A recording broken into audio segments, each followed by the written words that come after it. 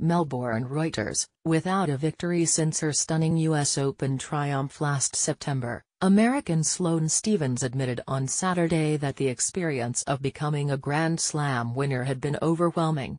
"I think it's always a tough transition when you go from not playing tennis for 11 months to winning a Grand Slam," Stephens told a news conference at the Australian Open, which begins on Monday.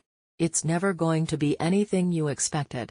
In terms of that, it's a little bit overwhelming."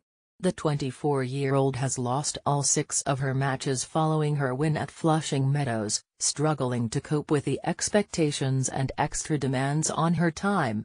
"I think it's hard," she said. "I thought winning the US Open was, the hardest 2 weeks of my life. I'm, exhausted. But after the US Open, after the match, I did 3.5 hours of press. And I was like, this sucks, what have you done?" "I think things like that have changed. There's obviously more demand.